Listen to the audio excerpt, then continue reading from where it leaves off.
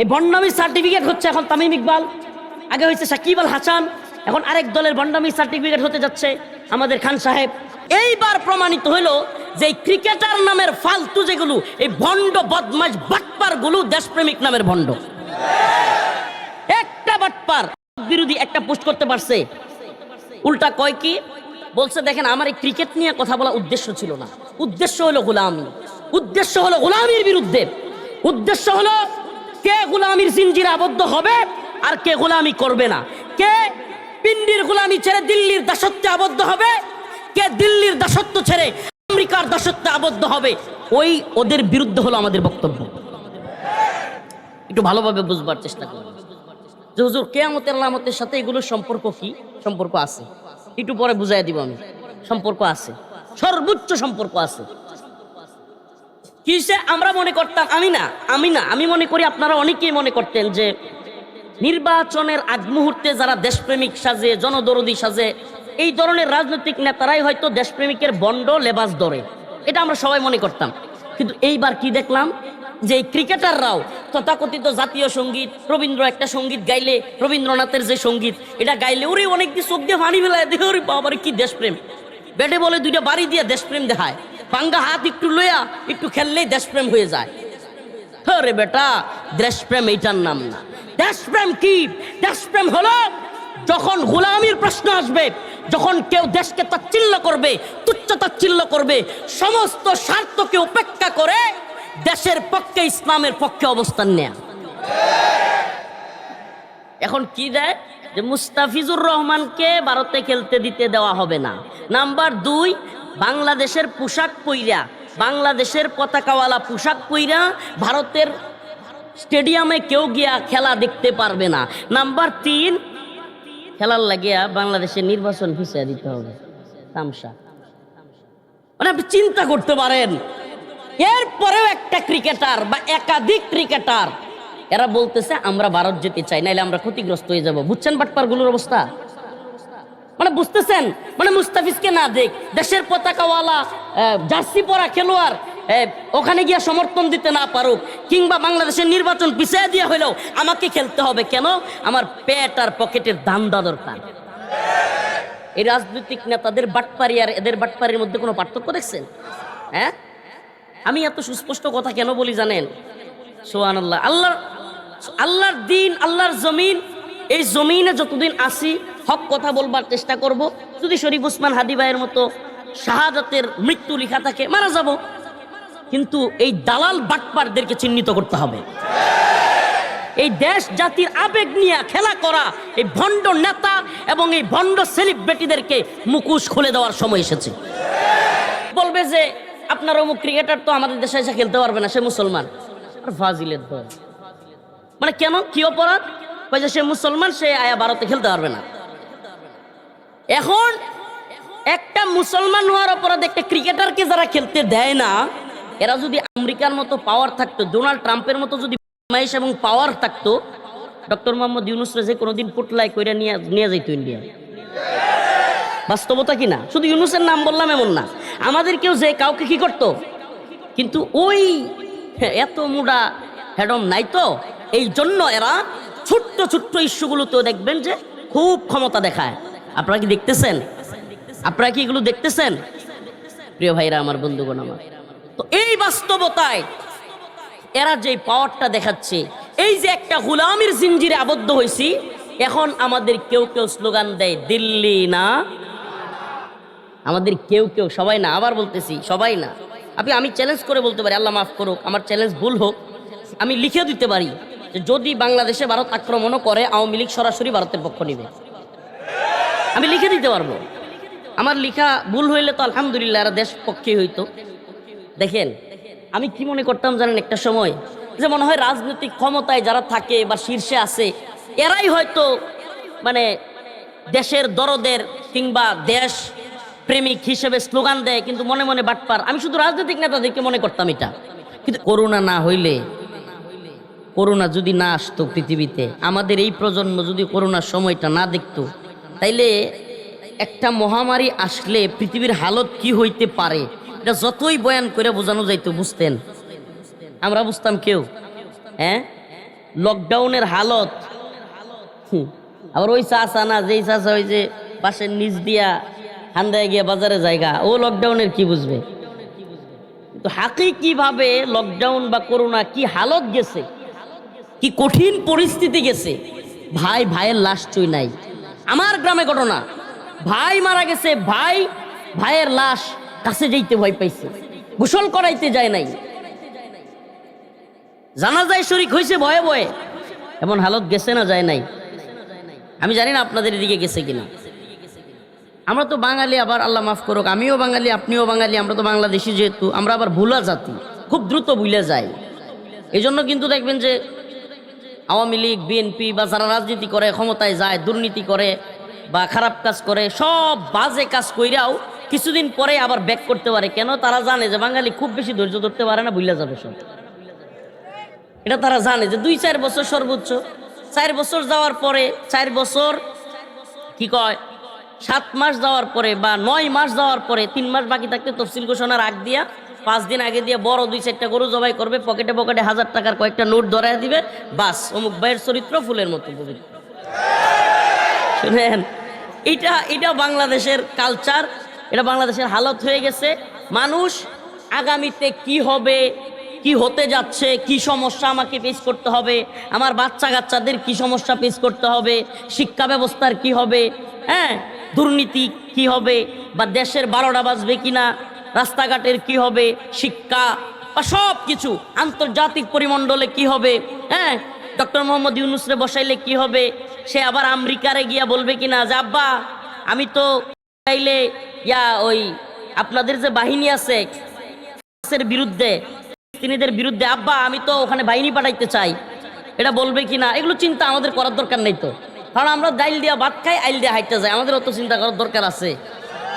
আবার কয় ঠিক, আমাদের এই হালতের কারণে, এটা কথা মনে রাখবেন, যে জাতি জাতীয় আন্তর্জাতিক ইস্যুতে যতটা বেখবর, সেই জাতি ততটাই গোলামির জিঞ্জিরে আবদ্ধ। আবারও বলছি, যে জাতি যত বেশি জাতীয় আন্তর্জাতিক ইস্যুতে বেখবর, সে জাতি তত বেশি গোলামির জিঞ্জিরে আবদ্ধ। আমরা গোলাম ছিলাম, আসি, আল্লাহ মাফ করুক, জানি না থাকবো কিনা, থাকবোটা বলতে পারি না। গোলাম ছিলাম, আসি কেমনে? যে আমাদের দেশের স্লোগান খালি একটু একটু করে এদিক সেদিক হয়, একটু একটু করে চেঞ্জ হয় স্লোগান। কিরকম? যে একসময় আমাদের মুরব্বীরা বলতে পারবে, পাকিস্তান যখন এই ভূখণ্ডের উপর আগ্রাসন চালালো, পাকিস্তানিরা যখন বাংলাদেশি মুসলমানদের উপর ক্ষমতা কেন্দ্রিক বিরাজনীতি শুরু করলো এবং এদেশের মানুষের উপর নিপীড়ন নির্যাতন শুরু করলো, বাংলাদেশে একটা পপুলার স্লোগান ছিল, আমরা আমাদের বাবা চাচাদের মুখে শুনেছি, পপুলার একটা স্লোগান ছিল, পিন্ডি না ঢাকা। মুরব্বীরা বলতে পারবে, এই প্রজন্ম এই স্লোগানের সাথে পরিচিত না। পিন্ডি না, মুরব্বীরা বলেন না, পিন্ডি না মানে পাকিস্তানের রাওয়ালপিন্ডি আর হইল ঢাকা, এই দুইটাকে একত্রিত করে স্লোগানটা দেওয়া হয়তো যে আমরা পিন্ডির দাসত্ব চাই না, মানে পাকিস্তানের রাওয়ালপিন্ডির দাসত্ব আমরা কি করব না, গ্রহণ করব, মানে আমরা ঢাকাবাসী, আমরা ঢাকার অধীনে পরিচালিত হব, আমাদের দেশ আমাদের ক্ষমতার কেন্দ্রবিন্দুতে যারা থাকবে তারা পরিচালনা করবে। এই স্লোগানটা মূলত এটাই বোঝানোর উদ্দেশ্য যে আমরা বাহিরের কারো চাপিয়ে দেওয়া গোলামি মানব। আমার কথা কি বুঝতে পারতেছেন? আমরা বাহিরের কারো চাপিয়ে দেওয়া গোলামি মানব, মানে পাকিস্তান যে আমাদের উপর গোলামিটা চাপিয়ে দিচ্ছে এটা আমরা মানি। এই স্লোগানটা ছিল এটা, যে পিন্ডি না, মুরব্বীদের কাছে জিজ্ঞেস করেন, পিন্ডি না ঢাকা স্লোগান ছিল তো। এরপরে এক নতুন স্লোগান আবির্ভাব হইল 71 পরবর্তী সময়ে, যখন বাংলাদেশে আরেকটা আধিপত্যবাদী শক্তি, যেটা মূলত পাকিস্তান দুইটাকে আলাদা করছেই এই প্ল্যানিং করে যে কোনো একদিন এই ছোট্ট যে অংশটা এই পুরা ভারতবর্ষের ভিতরে ট্যাবলেটের মতো আছে, পুরা ভারতবর্ষ গোলাকৃতির ছোট্ট একটা জায়গার মধ্যে আছে, এটাকে আমরা যে কোনোদিন গিলে খেয়ে ফেলবো, এই নিয়ত করে যারা 71-এ আমাদেরকে হেল্প করছিল, ওই যে আপনার আশপাশের বাড়ির কিছু আপনার চুর আছে, ডাকাইত আছে, যেগুলো আপনার সাথে মিল দিয়ে চলবে। বাহিরের কেউ মনে করেন আপনারে আক্রমণ করছে বা আপনার বিরুদ্ধে গেছে, সে কি করবে জানেন? ওই ডাকাত আমনের পক্ষ নিবে, বাহিরের ওই লোকেরা তারাই দিবে, বলবে যে আরে দেখছো আমি তোমারে কি হেল্প করছি, দেখছো তোমারে কতটা সাহায্য করছি, ওই যে বাহিরের লোকেরা আসছিল তোমারে হামলা করতে, সব দৌড়াইয়া দিছি। ওই যারে দৌড়াইয়া দিছে, দৌড়ানোর পরে এবার শুরু হবে ট্যাবলেট খাওয়ানো কি, যে তোমার আমি ওই দিন সরাইয়া দেই নাই, তোমার মেয়ের যে বিয়ে দিলা আমার সাথে বইলা দিছ। ও বাবা, মানে আমনের ছেলেরে বিয়ে করাইবেন, ওইটাও তার লগে জিগাইতেই বোঝে। তোমার ছেলেরে যে বিয়ে দিলা, তোমার মেয়েরে যে বিয়ে দিলা আমার সাথে বইলা দিছিলা, ওই দিন না তোমার বাঁচাইলাম, দেখছো বেইমান বেইমান। এই যে এই ধরনের ডাকাত দেশ হইল দিয়া, মানে 71-এ তোমাদেরকে হেল্প করছি কয়ে কয়া, এখন সাবমেরিন কিনলে, এই তোমরা সাবমেরিন কিনো কিভাবে? বিমান কিনতে চাইলে, এই তোমরা বিমান কিনো কার বিরুদ্ধে যুদ্ধ করবো? আমাদের ভিতরে থাকিয়া। ওরে বাবা, মানে এখন আপনি যাই করবেন তাকে বলতে হবে। আপনার সীমান্তে ইচ্ছে মতো কাঁটাতারের বেড়ায় লাশ ফেলে রাখবে, আপনি কিছু বলতে পারবেন না, দাঁত কেলে হাসে হাসে বলতে পারবে আমাদের তো স্বামী স্ত্রীর সম্পর্ক। আপনার ইচ্ছে মতো মারবে, ইচ্ছে মতো কাটবে, ইচ্ছে মতো ফেলে রাখবে, ইচ্ছে মতো মন চাইলে আপনারে পানি ছাইরা দিয়া বন্যায় বাসায় নিবে, হ্যাঁ যা মন চায় তা করবে। আরেকটা বন্ডামি দেখেন, আমাদের উপদেষ্টা, নিরাপত্তা উপদেষ্টা খলিলুর রহমান, মানে এগুলোর নাম থাকে সুন্দর সুন্দর, কিন্তু এগুলো এক একটা হলো বদমাইশ।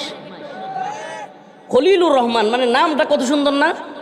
খলিল মানে তো প্রিয়, আল্লাহর দুস্ত মাহবুব, হ্যাঁ। রহমান মানে রহমানের, কাজ করতেছে শয়তানের। আগে একটা পররাষ্ট্রমন্ত্রী ছিল, এখনকার পররাষ্ট্র উপদেষ্টা এর নাম হলো খলিলুর রহমান। আগে আরেকটা ছিল, নাম হলো আব্দুল মুমিন, কাজ করতো আব্দুল শয়তানের। ওই যে আব্দুল মুমিন মনে আসছিল, বলছিল যে আমি ভারতবর্ষের সরকারকে বলে এসেছি শেখ হাসিনা সরকারকে রাখতে হবে, মনে আছে না? তো ওইটা কিন্তু আরেকটা কথা বলছিল নূপুর শর্মা, যখন আল্লাহ রসুল সাল্লাহ সাল্লামকে নিয়ে কটূক্তি করে, জানি না আপনারা ভুলে গেছেন কিনা, আমি জেলে থেকেও ভুলি নাই।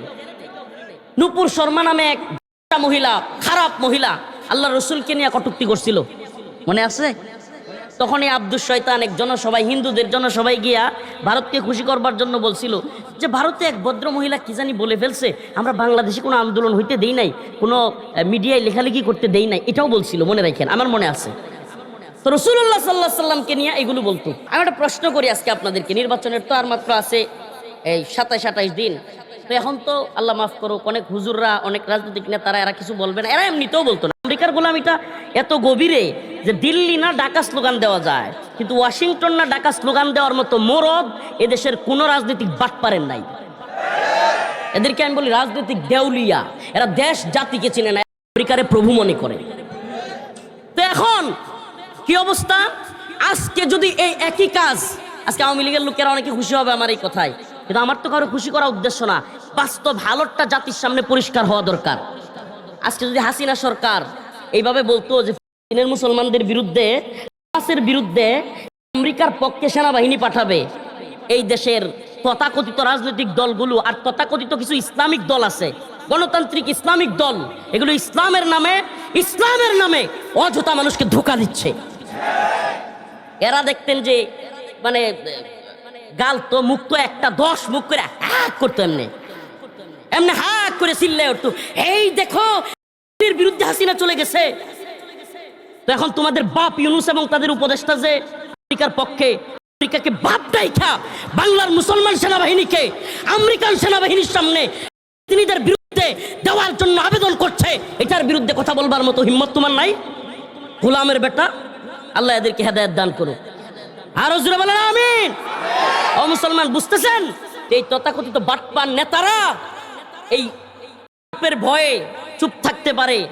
শুনেন, কিয়ামতের ঠিক আগ মুহূর্তে, আবারও বলছি, কিয়ামতের ঠিক আগ মুহূর্তে তথাকথিত মুসলিম রাষ্ট্রগুলোতে মুনাফিক সরকার তৈরি হবে। এই আলামতটা পাচ্ছেন? এই তথাকথিত কাতার, তথাকথিত আরব, তথাকথিত বাংলাদেশ, এই সমস্ত রাষ্ট্রের শাসকগুলো বেশিরভাগ শাসক মুনাফিক। এরা এতটাই মুনাফিক যে ট্রাম্পের কথায়, আমেরিকানদের কথায়, আর পররাষ্ট্রনীতির কথায় উঠে আর বসে। তাইলে আমরাও কি মুসলমান ইমানদার আল্লাহর গোলামি করব নাকি ট্রাম্পের গোলামি করব? জোরে বলেন, ট্রাম্পের গোলামি করব? ও মুসলমান ইমানদার, এই ভূমিগুলোতে যারা গোলামির বিরুদ্ধে আওয়াজ তুলে তারা হয়তো কেউ শহীদ হয়, না হয়তো কেউ বন্দী হয়। আমরা শহীদ হইতে পারি, বন্দী হইতে পারি, কিন্তু গোলামি করব? বলেন গোলামি করব? হ্যাঁ বলেন না, গোলামি না আজাদি। স্লোগান নাই, বুঝেন না তো? দিন আইতেছে সামনে, বুঝবেন। যখন উঠতে কইলে উঠবেন, বসতে কইলে বসবেন, তখন বুঝবেন। আল্লাহ আমাদেরকে ক্ষমা করুক, বলেন আমিন। তো বলতেছিলাম যে কিয়ামতের আগ মুহূর্তে কিছু কাজ বেড়ে যাবে, এর লাগবে না, কিছু কাজ বেড়ে যাবে, অশ্লীলতা বেড়ে যাবে। কি বেড়ে যাবে? অশ্লীলতা, বেহায়াপনা বেড়ে যাবে। কিয়ামতের ঠিক আগ মুহূর্তে খারাপ লোক, জঘন্য লোক নেতা হবে। এটা হাদিসের কথা, সহি হাদিসের কথা। জঘন্য লোকেরা, সমাজের সবচাইতে বাজে লোকেরা নেতৃত্বের আসনে যাবে, অযোগ্য লোকেরা নেতৃত্বের আসনে যাবে। যাচ্ছে কি যাচ্ছে না? বলেন যাচ্ছে কি যাচ্ছে না? আচ্ছা, পুরা পৃথিবীর বর্তমানে যদি আপনি ক্ষমতা কেন্দ্রিক চিন্তা করেন, সবচাইতে পাওয়ারফুল রাষ্ট্র দেশ একটা নাম বললে আমেরিকা, নাকি? তা আমেরিকার প্রেসিডেন্ট সেই যদি হয় এত বড় অযোগ্য, এত বড় পাগল, তাইলে পৃথিবী কি যোগ্য নেতৃত্বের হাতে আছে? আপনি কি বুঝেন যে একটা রাষ্ট্রপ্রধান, একটা স্বাধীন রাষ্ট্রের কথা নাই বার্তা নাই, সন্ত্রাসের মতো গিয়া ভেনেজুয়েলার প্রেসিডেন্টকে ধরে নিয়ে আসলাম, মানে মন চাইলে ওটা যেন মগের মুল্লুক। এটা কি মগের মুল্লুক? যে আমার তেল দরকার, তেল চোর। মনে করেন আপনার বাড়িতে তেলের পেট্রোলের পাম্প আছে, আপনার গিয়ে তুলে নিয়ে আসে আপনার পাম্পের সব তেল চুরি করে নিয়ে যেতেছে। এই চোর যেমন চোর, এই পাম্প এবং তেমন চোর। এবং আরেকটা কথা বলি আপনাদেরকে, গোটা বর্তমান পৃথিবীর বিগত 50 বছর যাবৎ পৃথিবীর সবচাইতে বড় ক্যান্সারের নাম আমেরিকা। কিয়ামতের আগ মুহূর্তে হাদিসের কথা, অযোগ্য নেতৃত্বে পুরা পৃথিবী ভরে যাবে। আমাকে বলেন, সমাজের সবচাইতে যেটা বেশি মদ খায়, নাউজুবিল্লাহ, সমাজের সবচাইতে বেশি দুর্নীতি যেটা করে, সমাজের সবচাইতে বেশি খারাপ কাজের সাথে মদ, নেশা, নারী কেলেঙ্কারি, দেখবেন যে আল্লাহ মাফ করুক, আমার কথা মাইন্ড করলে কিছু যায় আসে না, বেশিরভাগ এলাকায় দেখবেন ওই লোকগুলোই নেতা। সমাজে দরবার করতেছে, তার নিজের অপরাধের কোনো শেষ নাই, হ্যাঁ করে মানুষের দরবার। তার নিজের অপরাধের কি নাই, কোনো শেষ নাই, সে করে কি? আল্লাহ না করুক যদি আমেরিকান প্রভুরা এদেরকে বলে যে তাইলে মাদানী হুজুরেও ধরো, এরা চিন্তা করবে যে আচ্ছা মাদানী সামনা শুধু, আরো যত সাপ আছে সবাইরই ধরি। বিশ্বাস করেন ধরি, বাকিটা আল্লাহর ইচ্ছা। এবং এদেশের জনগণ যদি প্রতিহত করে, হাসিনার মতো 2-4টা লাথি মারতে পারে, তাইলে আবার টিকতে পারবে না। এই জন্য আমরা কিন্তু আল্লাহর জমিনে আল্লাহর গোলামি করি এবং চিন্তা করি যে এই জাতিকে সজাগ করা দরকার, এই উম্মাকে সজাগ করা দরকার। কি হচ্ছে আপনাদের জানা দরকার। আরে আপনারা ট্যাক্স দিয়া সরকার বসান, আপনারা কারো গোলাম না। আমি, আপনি, আপনার ট্যাক্স খায়া এরা উপদেষ্টা। কথা বলেন না কেন? আমরা প্রত্যেকটা পণ্য কিনি, এগুলোতে ব্যাট আছে, ট্যাক্স আছে। এই বাংলার জনগণ মনে করে, বুঝে না, মনে করে যে আমরা তো সরকারের কিছু দেই না, আমরা দিচ্ছি না। মানে আমাদের প্রত্যেকটা জিনিস দ্রব্যমূল্যের কেন ঊর্ধ্বগতি? এই ট্যাক্স বাড়াইতেছে, আরো বাড়াইতেছে। এই সরকার আইসাও অনেক কিছুতে আরো ট্যাক্স বাড়াইছে। এই যে ট্যাক্স বাড়াচ্ছে, আপনি আমি কিনতেছি, এই টাকাগুলো যাচ্ছে কোথায়? সরকারের ফান্ডে। তো আমার আপনার টাকায় যে সরকার চলে, এই সরকার আমাদেরকে আমেরিকার গোলামি করাবে? এটা সম্ভব? ইযা যুলজিলাতিল আরদু জিলজালাহা ওয়া খরাজাতিল আরদু আথকালাহা। আল্লাহ রাব্বুল আলামিন বলেন, যখন পৃথিবীতে একটা ভয়ঙ্কর কম্পন তৈরি হবে, ওয়া খরাজাতিল আরদু আথকালাহা, জমিনের মধ্য থেকে যত কিছু আছে, সোনা গয়না টাকা পয়সা আরো যা কিছু আছে, সম্পদগুলো সব উঠতে থাকবে। ওয়া খরাজাতিল আরদু আথকালাহা, এমন ভাবে উঠতে থাকবে, স্বর্ণ উঠতে থাকবে, রূপা উঠতে থাকবে, ওই খনির ভিতরে থাকা স্বর্ণ উঠতে থাকবে। ওয়া ক্বালাল ইনসান মা লাহা, মানুষ বলতে থাকবে আয় হাই, এগুলার কি হয়ে গেল? শরীফ উসমান বাদী হাদি ভাইয়ের খুনি ওই ভণ্ড ফয়সাল, দাউদ ফয়সাল, সেও বলতে থাকবে আয় হাই, আওয়ামী লীগের আর ভারতের এই টাকার জন্য নিয়ে আমি উসমান হাদির হত্যা করছিলাম, এই টাকা দিয়ে এখন উঠতেছে, কোনো মূল্য নাই। স্বর্ণ গহনা রূপা সব কিছু উঠতেছে, কোনো মূল্য নাই। মানুষ অবাক হয়ে যাবে। আত্মীয়তার টাকার জন্য, সম্পদের জন্য বোনের সাথে, ফুফুদের সাথে আত্মীয়তার সম্পর্ক ছিন্নকারী, সেও বলতে থাকবে আয় হাই, কেন আমি সম্পর্কটা ছিন্ন করেছিলাম? আফসোস করতে থাকবে, কেন আমি সম্পর্কটা ছিন্ন করেছিলাম? আফসোস করতে থাকবে ওই চোর যে টাকা পয়সা চুরি করতে গিয়া ধরা খাইছিল, আর তার শাস্তি দেওয়া হয়েছিল, হাত কেটে দেওয়া হয়েছিল। সে বলবে আয় হায়, এই টাকা, এই পয়সা, এই সোনা গহনা তো উঠতেছে, এগুলা চুরি করতে গিয়ে আমার হাতটা কাটা হয়েছিল। সবাই তখন দেখবে ওয়াকালাল ইনসান মা লাহা, ইদা জুলজিলাতিল আরদু জিলজালাহা ওয়া আখরাজাতিল আরদু আথকালাহা, এবং জমিনের মধ্যে সব কিছু উড়তে থাকবে। তুলা যেইভাবে উড়ে না, তুলা যেভাবে উড়ে ওইভাবে সোনা গহনা রূপা সব টাকা পয়সা উড়তে থাকবে, কোনো কিছুর মূল্য থাকবে না। মানুষজন তাকায় থাকবে আর দেখবে আর আফসোস করবে, আয় হায় এগুলার জন্য ভাইকে খুন করছিলাম, ওই টাকার জন্য সম্পদের জন্য ভাইয়ের মাথায় বাড়ি মারছিলাম, আয় হায় আজকে দিয়ে এগুলার কোনো মূল্য নাই, আজকে এগুলার কোনো মূল্য নাই। এই যে কয়েকদিন আগে ভূমিকম্প হয়েছিল, নরসিংদীতে, মনে আছে?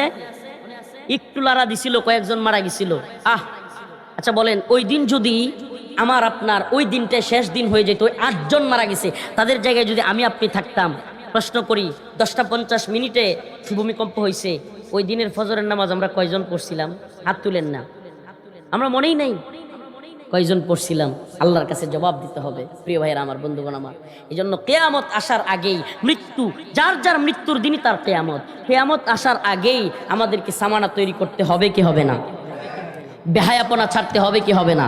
অশ্লীলতা ছাড়তে হবে কি হবে না? মাদক ছাড়তে হবে কি হবে না? মানুষের উপর জুলুম, খুন, খারাপি পরিহার করতে হবে কি হবে না? আল্লাহ রসুল বলছে হাদিসের মধ্যে, ততক্ষণ কিয়ামত হবে না যতক্ষণ না সমাজের মধ্যে, পৃথিবীতে খুন খারাপি বেড়ে না যাবে। তাহলে আমরা কি দেখতেছি? খুন খারাপি বেড়ে গেছে না? বকবাজারে হঠাৎ করে বোমা পড়ে একজন মারা যায়, হঠাৎ করে আমাদের শরীফ ওসমান হাদিকে হত্যা করে দেওয়া হয়, হঠাৎ করে মুসাব্বির একজন কৃষক দল না কি দলের নেতা, তারে হত্যা করা হয়, অসংখ্য হত্যা বেড়ে যাচ্ছে। এইগুলো কিয়ামতের আলামত। আল্লাহ তাআলা আমাদের সবাইকে খুন খারাপি, রাহাজানি, চিন্তায়, দুর্নীতি, খারাপ কাজ, সমস্ত খারাপ কাজ, মানুষের হক নষ্ট করা, জুলুম করা এবং খারাপ নেতাদের গোলামি করা, বিদেশি প্রভুদের গোলামি করা থেকে আমাদেরকে হেফাজত করুক। এই সমস্ত কিয়ামতের আলামতগুলো থেকে আল্লাহ রাসূল আমাদের জানিয়েছেন, আল্লাহ আমাদের সবগুলো থেকে হেফাজত করুক। ওয়া আখিরু দাওয়ানা আলহামদুলিল্লাহি রাব্বিল আলামিন। আসসালামু আলাইকুম ওয়া রাহমাতুল্লাহি ওয়া বারাকাতুহু।